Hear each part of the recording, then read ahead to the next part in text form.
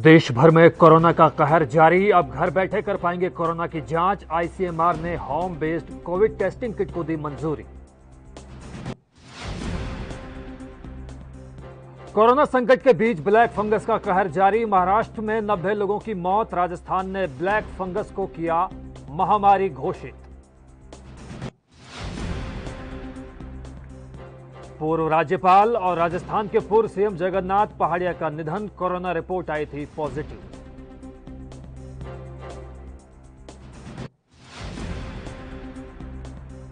लू के मौसम में लबालब हुई सड़कें। दिल्ली में बारिश ने तोड़ा 35 साल का रिकॉर्ड। ऑरेंज अलर्ट जारी।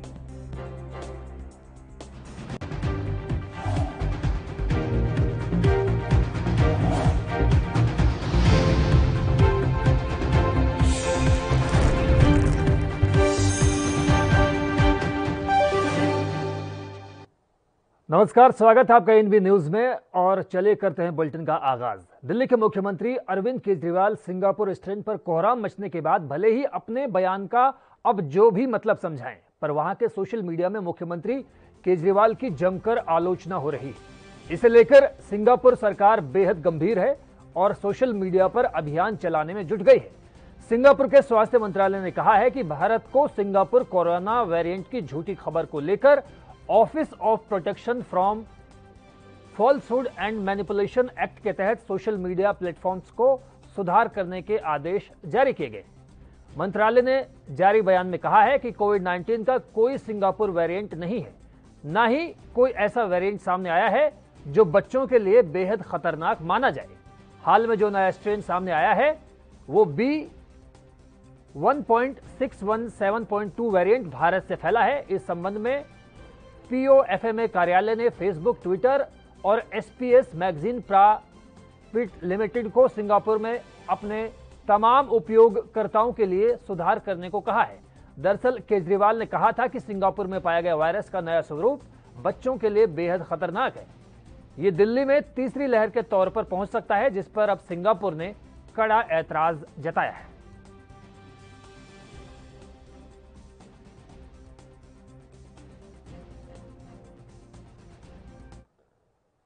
कोलकाता हाईकोर्ट ने नारद स्टिंग टेप मामले में सुनवाई गुरुवार के लिए स्थगित की है। इस मामले में पश्चिम बंगाल के 2 मंत्री, 1 विधायक और कोलकाता के पूर्व महापौर को सीबीआई ने गिरफ्तार किया है।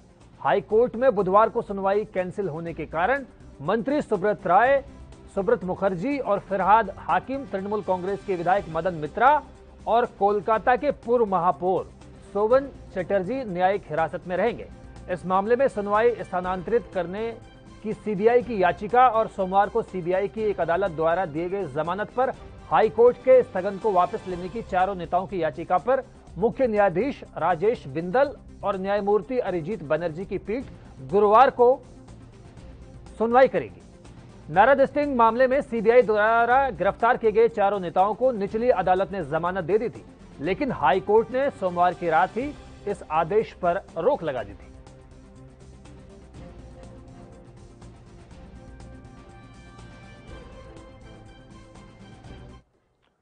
राजस्थान के पूर्व सीएम जगन्नाथ पहाड़िया का निधन हो गया। राज्य सरकार ने उनके निधन पर एक दिन के राजकीय शोक की घोषणा की है। पूर्व सीएम कोरोना संक्रमित थे। प्रदेश के सीएम अशोक गहलोत ने पहाड़िया के निधन पर शोक जताया है। गहलोत ने ट्वीट किया है कि राज्य के पूर्व सीएम जगन्नाथ पहाड़िया के निधन की खबर बेहद दुखद है। पहाड़िया ने सीएम, राज्यपाल और केंद्रीय मंत्री के रूप में लंबे समय तक देश की सेवा की। वे देश के वरिष्ठ नेताओं में शुमार थे। अशोक गहलोत ने कहा कि पहाड़िया हमारे बीच से कोरोना की वजह से चले गए। उनके निधन से मुझे बेहद आघात पहुंचा है। उन्होंने लिखा कि शुरू से ही उनका मेरे प्रति बहुत स्नेह था। उनके जाने से मुझे व्यक्तिगत तौर पर नुकसान हुआ है। पहाड़िया के सम्मान में एक दिन का राजकीय शोक रहेगा और राष्ट्रीय ध्वज आधा झुका रहेगा। तमाम सरकारी कार्यालयों में आज अवकाश रहेगा। पहाड़िया का अंतिम संस्कार राजकीय सम्मान के साथ किया जाएगा।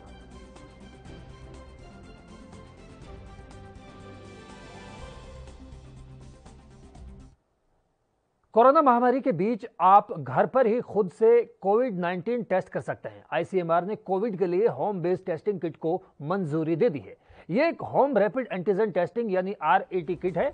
इसका यूज कोरोना के हल्के लक्षण या संक्रमित व्यक्ति के संपर्क में आए हुए लोग कर सकते हैं। होम बेस्ड टेस्टिंग किट के ज्यादा परीक्षण की सलाह नहीं दी गई है। आईसीएमआर के अलावा डीसीजीआई ने भी होम बेस्ड टेस्टिंग किट की बाजार में बिक्री की मंजूरी दे दी है। हालांकि ये टेस्टिंग किट तुरंत बाजार में मुहैया नहीं होगी, इसे व्यापक रूप से उपलब्ध होने में कुछ वक्त लगेगा। बता दें कि आईसीएमआर के कोविड के लिए होम बेस्ड टेस्टिंग किट को मंजूरी देने के बाद अब कोरोना की जांच करना बेहद आसान होगा। फिलहाल भारत में केवल एक कंपनी को इसकी मंजूरी दी गई है, जिसका नाम माईलैब डिस्कवरी सॉल्यूशंस लिमिटेड है और home testing mobile app Google play store और एप्पल स्टोर में ये मौजूद है। इसे तमाम यूजर्स डाउनलोड कर सकते हैं। मोबाइल ऐप टेस्टिंग प्रक्रिया का एक व्यापक मार्गदर्शक है जो पॉजिटिव या नेगेटिव रिजल्ट जरूर देगा। इस ऐप का नाम माईलैब कोविसेल्फ है।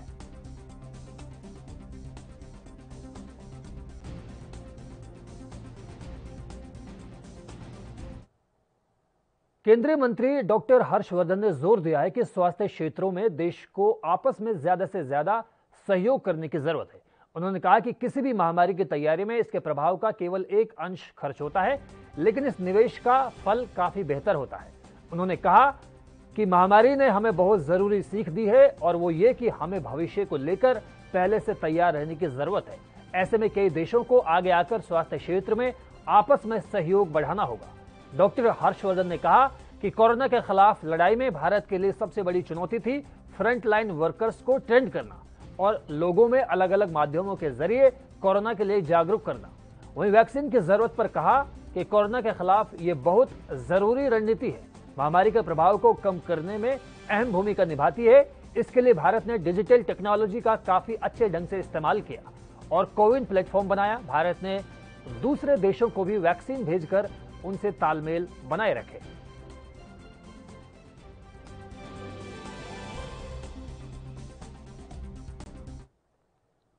कोरोना से बुरी तरह प्रभावित महाराष्ट्र में ब्लैक फंगस के सबसे ज्यादा मामले मिलने के बाद अब मध्य प्रदेश में भी हालात बेकाबू हो गए हैं।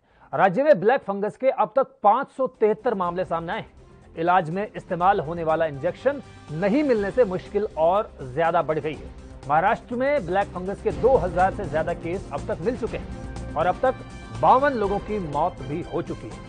मध्य प्रदेश के सीएम शिवराज सिंह चौहान ने महामारी के बीच ब्लैक फंगस की भयावह स्थिति को देख टास्क फोर्स का गठन किया है।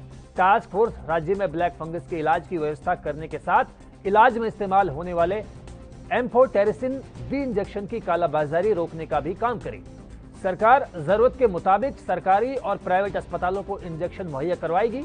उधर महाराष्ट्र में अब तक 90 लोगों की फंगस से मौत हो गई है। इलाज में इस्तेमाल होने वाले एम्फोटेरिसिन बी इंजेक्शन का उत्पादन प्रति माह बढ़ाकर 3,80,000 किया गया है। सरकार इस महीने के आखिर तक 3 लाख वॉयल का आयात करेगी। अन्य देशों से भी टीके खरीदने की कोशिश जारी है।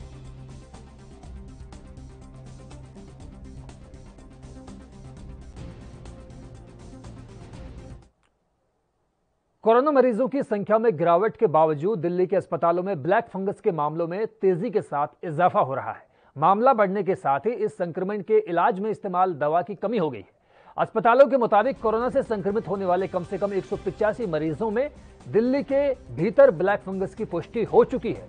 इन मरीजों को दिल्ली के 7 अस्पतालों में एडमिट करवाया गया है। छोटे अस्पतालों में इस संक्रमण से इलाज के लिए पर्याप्त सुविधा न होने के कारण मरीजों को बेड निजी और सरकारी अस्पतालों में रेफर किए जा रहे हैं। ब्लैक फंगस ज्यादातर उन मरीजों में मिला है जिनका डायबिटीज केवल कंट्रोल में नहीं था, जिनकी इम्यूनिटी बेहद कमजोर थी, या उन लोगों में जिन्हें बहुत ज्यादा स्टेरॉइड या टेसिलुजुमेब जैसे इंजेक्शन दिए गए। डॉक्टर्स के मुताबिक अगर ब्लैक फंगस के मामलों का इलाज न करके उन्हें ऐसे ही छोड़ दिया जाए तो 80% तक मरीजों की इस संक्रमण से मौत हो सकती है। साथ ही आंखों की रोशनी जाने के कयास पहले ही चिकित्सक लगा चुके हैं।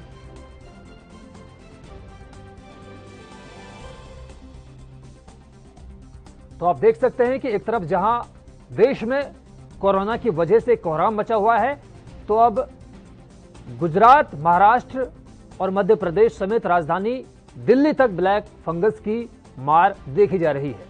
तस्वीरों में आप देख सकते हैं कि किस तरह से राष्ट्रीय राजधानी दिल्ली और दिल्ली एनसीआर के इलाकों में भी लगातार ब्लैक फंगस के केस सामने आ रहे हैं। अब तक तकरीबन 200 केस सामने आ चुके हैं।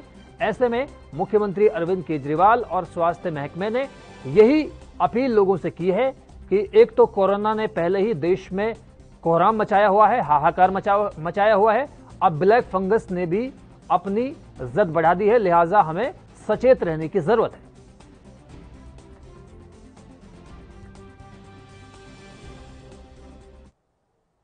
दक्षिणी राज्य केरल में भी कोरोना का कहर जारी है। वहीं राजधानी तिरुवनंतपुरम में पुलिस लॉकडाउन का कड़ाई से पालन करा रही है। जगह जगह वाहनों की जांच की जा रही है।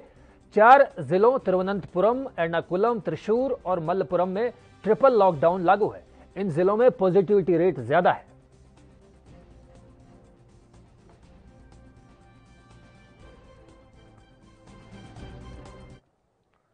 कोरोना की मार से न जाने कितनों की ही मौत हो चुकी है। इस जानलेवा बीमारी ने देश के तमाम नामचीन चेहरों को भी शिकार बनाया है।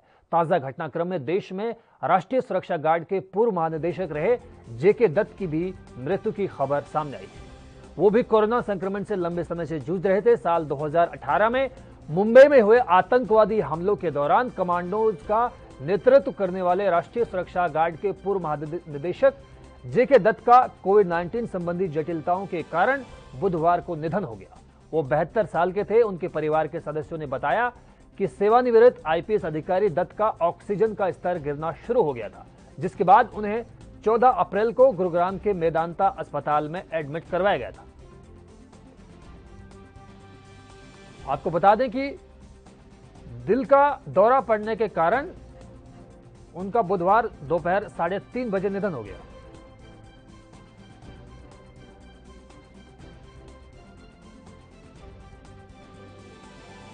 आपको बता देंगे दत्त के परिवार में उनकी पत्नी, एक बेटा और एक बेटी है। उनका बेटा नोएडा में रहता है और उनकी बेटी अमेरिका में रहती है।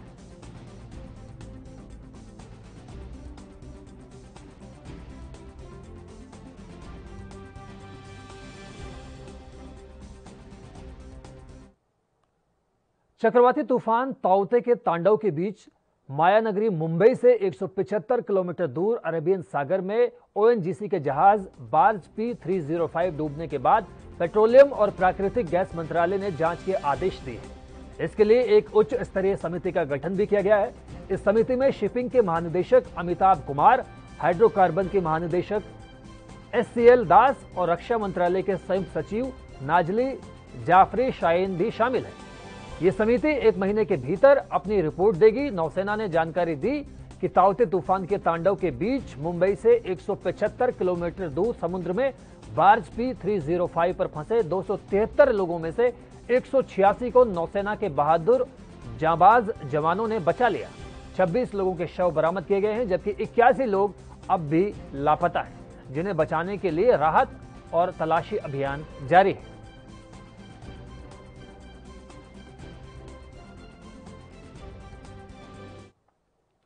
ताउते तूफान के असर से दिल्ली एनसीआर का मौसम नए रिकॉर्ड बना रहा है। बुधवार दिन भर चली रिमझिम बारिश से अधिकतम तापमान पिछले 70 सालों में सबसे कम 23.8 डिग्री सेल्सियस दर्ज किया गया। इससे पहले साल 1951 में रिकॉर्ड बना था। वहीं दिन भर दिल्ली एनसीआर में रिमझिम बारिश का दौर जारी रहा। बता दें कि बुधवार रात 8:30 बजे तक 60 किलोमीटर बारिश दर्ज की गई। तो तस्वीरों में आप देख सकते हैं जिस तरह से मौसम विभाग ने जानकारी दी है कि बुधवार रात 8:30 बजे तक 60 मिलीमीटर बारिश दर्ज की गई। वहीं मौसम विभाग ने अगले 24 घंटों में भी बारिश के जारी रहने की संभावना जताई है। बीती रात से लगातार दिल्ली एनसीआर में बारिश हो रही है। इससे मई में ऑल टाइम रिकॉर्ड बन सकता है। मौसम विभाग के प्रमुख कुलदीप श्रीवास्तव के मुताबिक साल 1951 से पहले ये रिकॉर्ड बना था। वहीं इसके बाद 13 मई 1982 को सबसे कम अधिकतम तापमान 24.8 डिग्री सेल्सियस दर्ज किया गया था।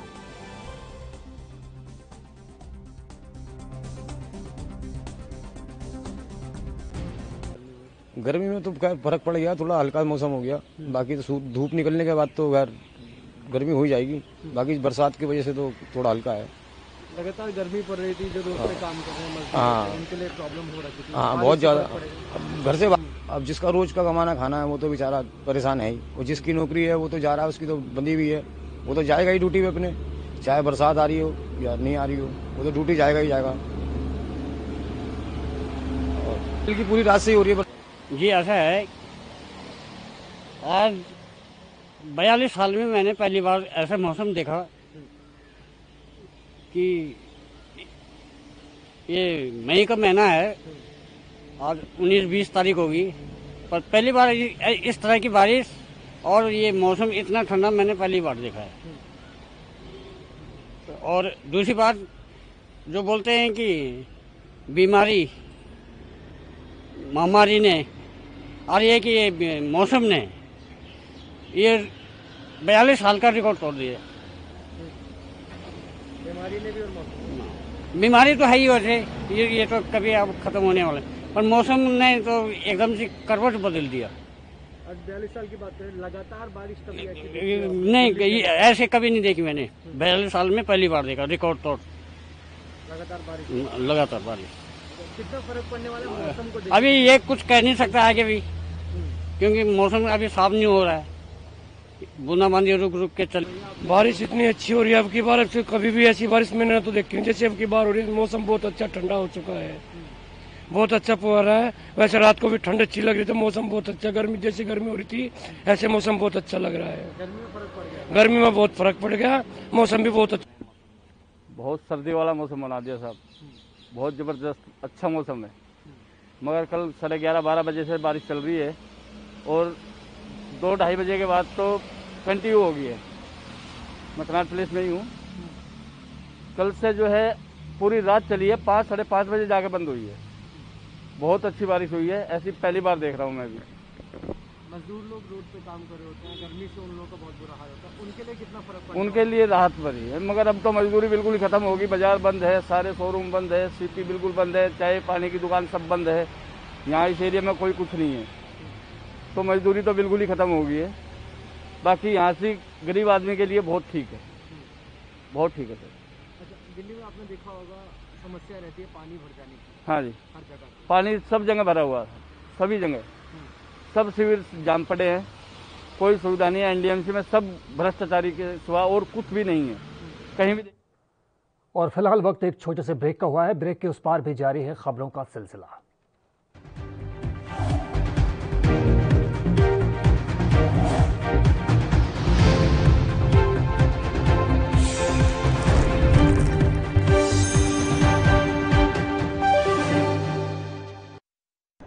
यात्रीगण कृपया ध्यान दें, ANV express news on wheels Tata sky, Airtel, Facebook page, Instagram, Jio TV, Google play, YouTube और ऐप स्टोर पर रात 9 बजे ANV न्यूज पर आ रही है। धन्यवाद। कम ब्रेक और ज्यादा खबरों के साथ देखिए ANV news in channel number पर।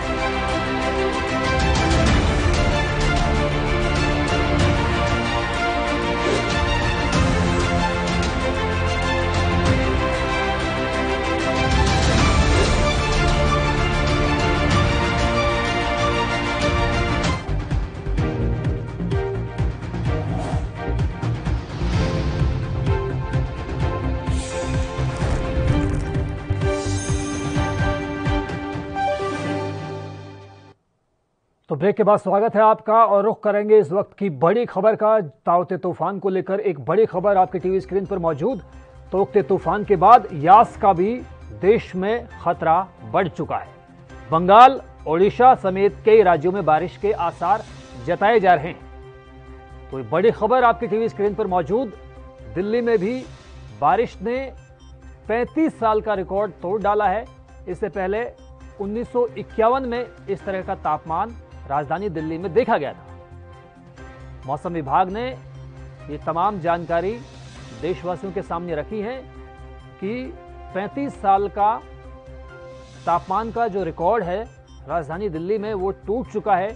और मई के महीने में जबकि बहुत ज़्यादा गर्मी और तपिश दिल्लीवासी झेलते हैं, इस बार उन्होंने गर्मी से राहत पाई है, उनको गर्मी से निजात मिली है। तो ये बड़ी खबर कि तोक्ते तूफान के बाद अब यास तूफान ने भी देश के तटीय इलाकों में कहर बरपाना शुरू कर दिया है। आपको बता दें कि जहां तोकते तूफान अरब सागर में आया था, गुजरात, महाराष्ट्र और तमिलनाडु और केरल के कुछ भागों में तोकते तूफान का असर देखा गया था। अब बंगाल की खाड़ी में पश्चिम बंगाल, उड़ीसा और आंध्र प्रदेश के आसपास के जो तटीय इलाके हैं वहां पर यास तूफान की आशंका जताई जा रही है। वो लोग जो तटीय इलाकों के आसपास रहते हैं उन्हें सुरक्षित स्थानों पर जाने की अपील की जा रही है। और ताजा अपडेट के साथ हमारे साथ इस वक्त हमारे सहयोगी राजीव तिवारी दिल्ली से जुड़ चुके हैं। राजीव, बताइए कि दिल्ली का मौसम का जो मिजाज है उसमें बड़ी तब्दीली देखी गई है। दिल्ली के लोगों को आमतौर पर मई के महीने में गर्मी झेलनी पड़ती है, लेकिन इस बार कुदरत मेहरबान है। क्या कहेंगे आप?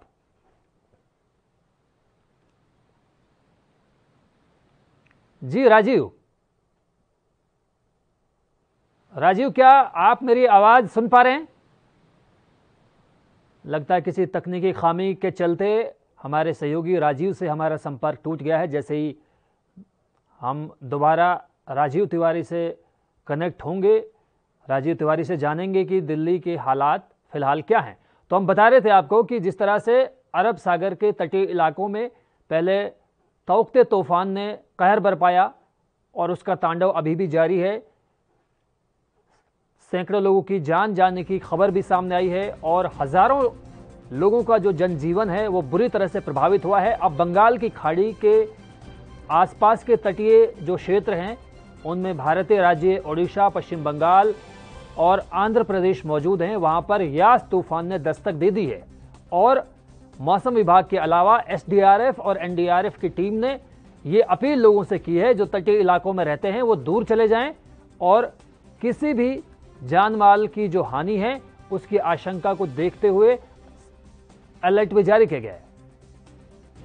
वहीं राजधानी दिल्ली से भी ये बड़ी खबर आपकी टीवी स्क्रीन पर मौजूद। मई के महीने में दिल्ली का मौसम हुआ खुशगवार। आमतौर पर मई के महीने में दिल्ली में लोग गर्मी की तपिश झेलते हैं, गर्मी से त्राहिमाम एक तरह से राजधानी दिल्ली वासी होते हैं, लेकिन इस बार तोकते तूफान की वजह से दिल्ली के मौसम का मिजाज पूरी तरह से बदला हुआ नजर आ रहा है। न केवल दिल्ली बल्कि दिल्ली एनसीआर के इलाकों में भी मौसम जो है खुशगवार हो गया है। लोगों को गर्मी से निजात मिलती हुई नजर आ रही है।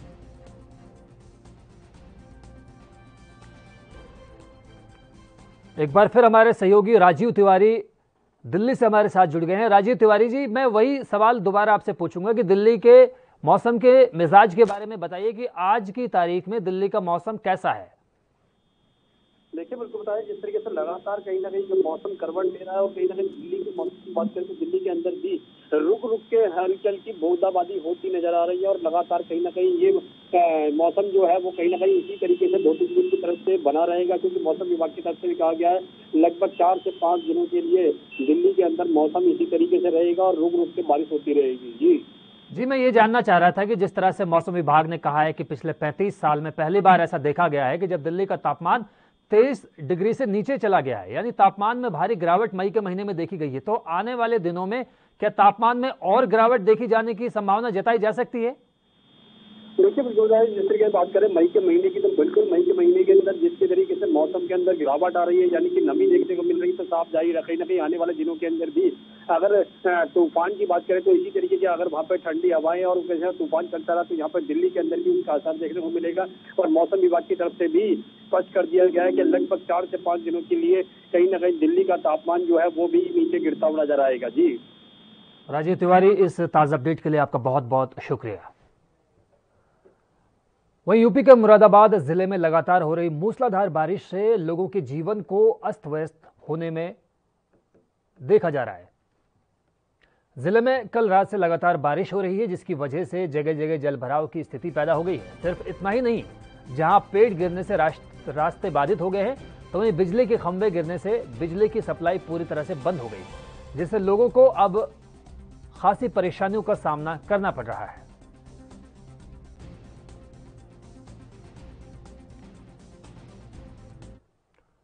कोरोना वायरस की वजह से क्रिकेट को नुकसान होना लगातार जारी है। लगातार दूसरे साल कोविड-19 महामारी के कारण एशिया कप T20 टूर्नामेंट का आयोजन नहीं हो जाएगा। एशिया कप T20 टूर्नामेंट का आयोजन इस साल जून में श्रीलंका में होना था, लेकिन जानकारी के मुताबिक कोरोना वायरस से बने गंभीर हालात को देखते हुए एशिया कप T20 टूर्नामेंट को अनिश्चित काल के लिए स्थगित किया गया है। श्रीलंका क्रिकेट बोर्ड ने साफ किया है कि मौजूदा हालात के मद्देनजर एशिया कप का आयोजन नहीं करवाया जा सकता। श्रीलंका क्रिकेट के मुख्य कार्यकारी अध्यक्ष एशले डी सिल्वा ने कहा है कि मौजूदा हालात को देखते हुए इस साल जून में होने वाले टूर्नामेंट को कराना संभव नहीं है।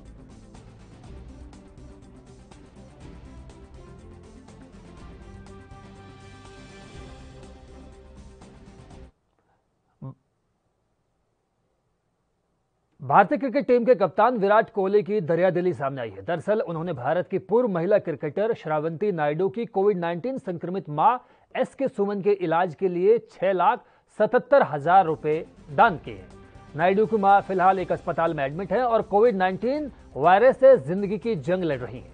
आपको बता दें कि इससे पहले भारतीय क्रिकेटर हनुमान विहारी ने नायडू की मां के लिए पैसे जुटाने के लिए एक लिंक शेयर किया था। इसके अलावा हाल ही में विराट कोहली और अनुष्का शर्मा कोरोना संक्रमित मरीजों के लिए फंड जुटाने की अपील कर चुके हैं, जिसका फायदा यह हुआ था कि देश विदेश से लोगों ने रिलीफ फंड में करोड़ों रुपए जमा किए, जो कि कोविड के खिलाफ लड़ाई लड़ रहे लोगों की मदद में काम आ रहे हैं।